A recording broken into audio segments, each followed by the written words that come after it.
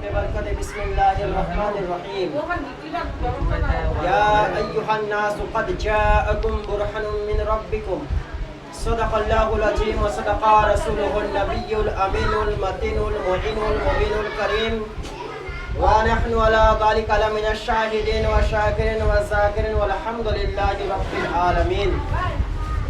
সমস্ত প্রশংসা গুণগান গুণকীর্তন গুণকৌশল একমাত্র মহান করুণাময় দয়াময় মাবুদ, যিনি অক্ষয় অব্যয় নিরাকার নিরঞ্জন, যিনি ওয়াহদাহু লা শারীক, যিনার প্রশংসা লিখে দিয়ে বলে কিংবা শেষ করা যায়নি বা যাবে না।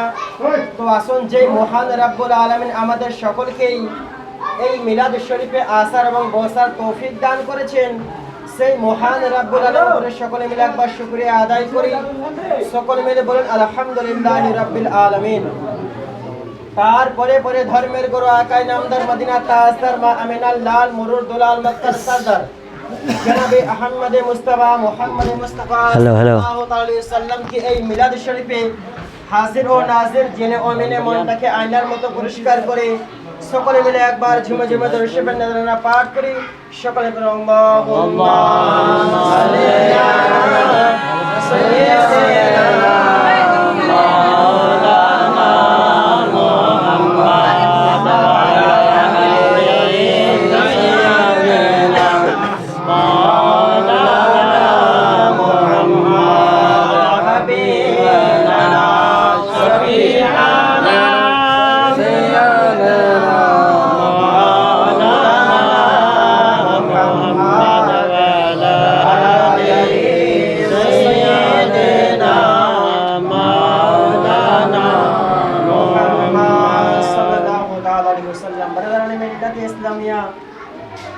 उर्दू जगह छंद बोलते छे कि हर इब्तिदा से पहले हर इंतहा के बाद, हर इब्तिदा से पहले हर इंतहा के बाद जाते नबी बुलंद होता है जाते खुदा के बाद। बुलंद सुभान अल्लाह। जाते नबी बुलंद होता है जाते खुदा के बाद।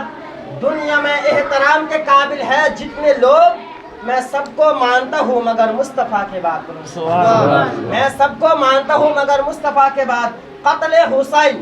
कत्ले हुसैन असल में मर गया यजीद, इस्लाम जिंदा होता है हर करबला के बाद। বলুন সুবহানাল্লাহ। আর একটা ছন্দ বলতেছে ব্রাদারানে মিল্লাস, না মনোযোগ দিয়ে শুনবেন যে আমাদের সামনে পবিত্র মাহে রবিউল আউয়াল শরীফ মাস চলতেছে। ছন্দ কি বলতেছে कि चिरागे इश्के जलाओ मेरे हुजूर आए हैं। बोलो सुभान अल्लाह।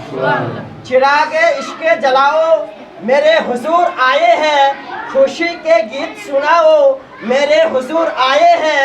यही है हुस्ने अकीदत, यही है मोहब्बत, यही है हुस्ने अकीदत, यही है मोहब्बत।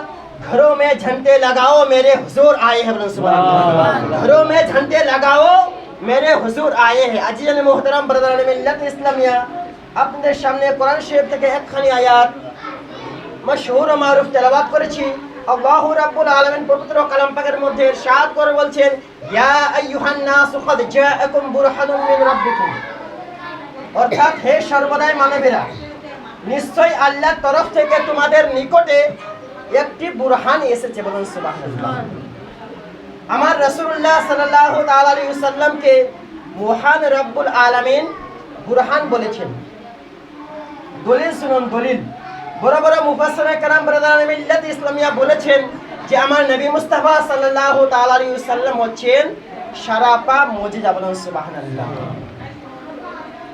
ব্রাদারান মিল্লাত ইসলামিয়া, আমার নবীর পূর্বে যতগুলো নবী আল্লাহ রাব্বুল আলামিন দুনিয়ায় প্রেরণ করেছেন, দুনিয়ায় পাঠিয়েছেন, সকল নবীকে আল্লাহ তাবারাক ওয়া তাআলা মুজিজা দিয়ে পাঠিয়েছেন। বলেন সুবহানাল্লাহ। আর আমার নবী মুস্তাফা সাল্লাল্লাহু তাআলা আলাইহি ওয়াসাল্লামকে মহান রব্বুল আলামিন পবিত্র কদমের তালু থেকে নিয়ে পবিত্র মস্তকের চুল পর্যন্ত সমস্ত মুজিজা করে দুনিয়ার মধ্যে পাঠিয়েছেন। বলেন সুবহানাল্লাহ। এই জন্য আমার মহান রব্বুল আলামিন বলতেছেন পবিত্র কালাম পাকের মধ্যে, ইয়া আইয়ুহান নাসু ক্বাদ জাআকুম বুরহানুম মিন রাব্বিকুম, অর্থাৎ এই সর্বদাই মানবেরা, নিশ্চয়ই আল্লাহর তরফ থেকে তোমাদের নিকটে একটি বুরহান এসেছে, একটি দলিল এসেছে, একটি মুজিজা এসেছে। কাকে বলেছেন? আমার নবী মুস্তাফাকে বলেছেন।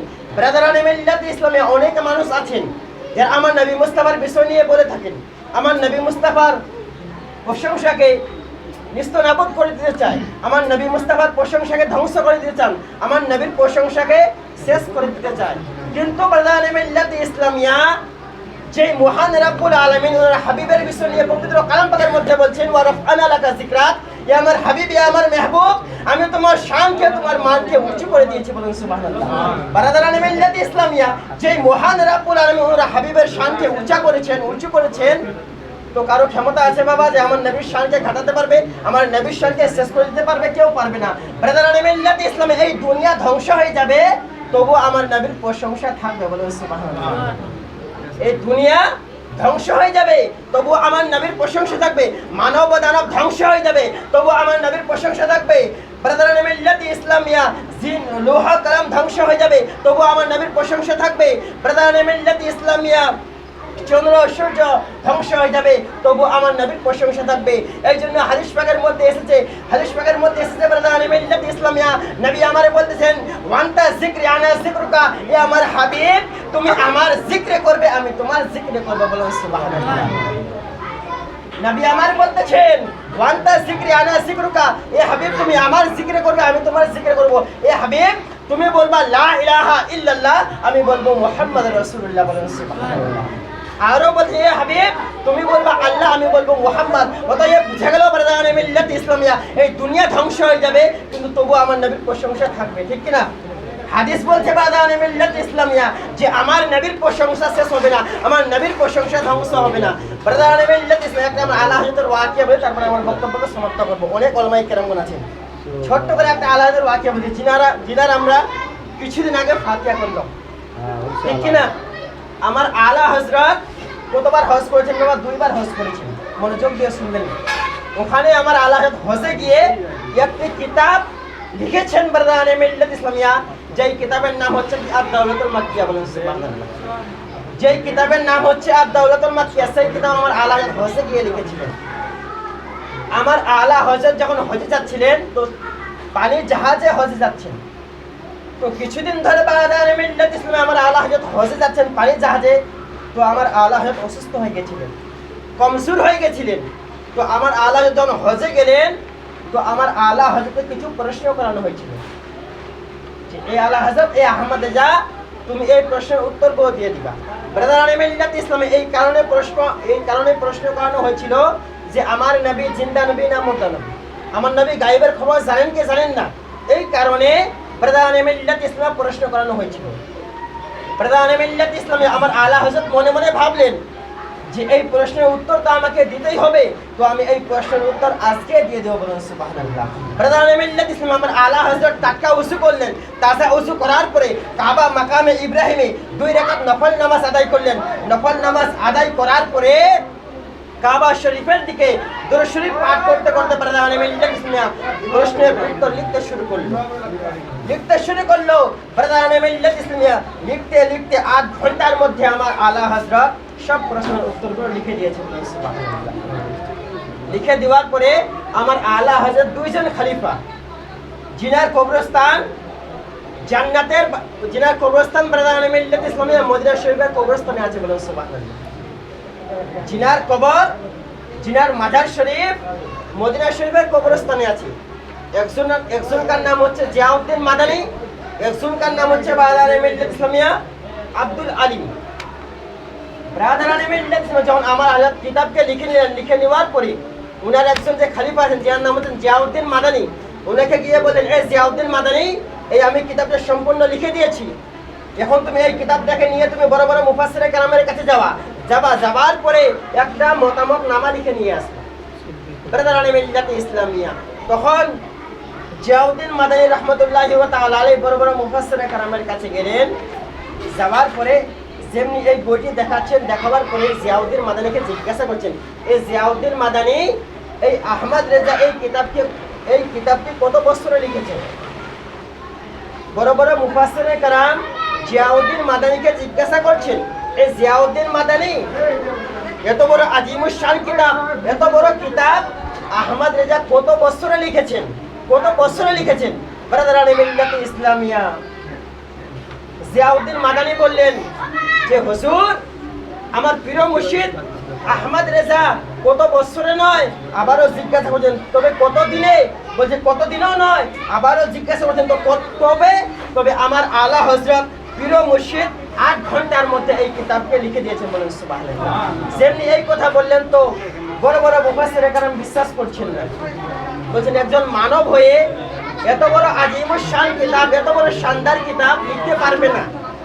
এটা কোনো মানব নয় যে 8 ঘন্টার মধ্যে এত বড় কিতাব লিখে দিবে। ব্রাদার মেজলিস में সেই কিতাবকে যদি কম্পিউটার থেকে বের করতে হয় কম বেশি 12 ঘন্টা সময় লাগে, বলেন সুবহানাল্লাহ। আমার আলা হযরতের কলমের নিকটে কম্পিউটার তো ফেল করে দিয়েছেন কি দেননি বাবা জি, একটু হাউ বলবেন।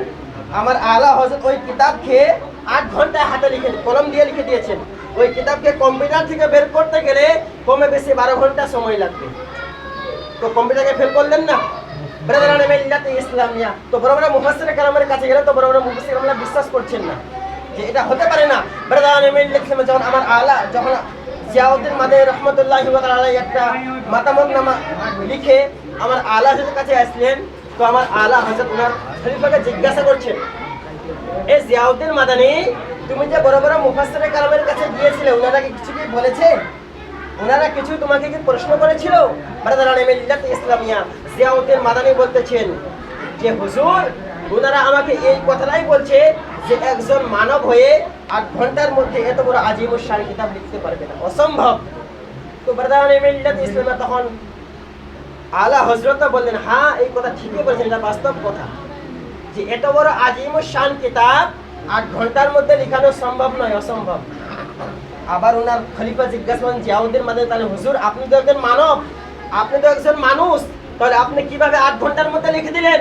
ব্রাদারান মিল্লাতে ইসলামিয়া তখন আলা হযরত বলতেছেন তাহলে শুনো, আমি যখন মদিনা শরীফে পৌঁছাওয়ার পরে তাজা ওযু করি, তাজা ওযু করার পরে মাকামে ইব্রাহিমে 2 রাকাত নফল নামাজ আদায় করি, নফল নামাজ আদায় করার পরে কাবা শরীফের দিকে মুখ করে দরুদ শরীফ পাঠ করছিলাম, দরুদ শরীফ পাঠ করতেছিলাম। দরুদ শরীফ পাঠ করার পরে আমার তারপরে কাবা শরীফের দরওয়াজায় আমার নবী পাক শাহনশাহ জি ওয়াকার মদিনা के ताजदार अहमद मुख्तार नबी के सरदार दोनों জাহানের মালিক ও মুখতার আমার রাসূলুল্লাহ সাল্লাল্লাহু আলাইহি কাবা শরীফের দরওয়াজায় দাঁড়িয়ে আছেন, বলেন সুবহানাল্লাহ। তারপরে আমার শেরে খোদা মাওলাই আলী মুশকিলে কুশা হায়দারে কারার হযরত আলী রাদিয়াল্লাহু তাআলা ওনার পাশে দাঁড়িয়ে আছেন। তারপরে আমার গোশে পাক হযরত আলীর পাশে দাঁড়িয়ে আছেন।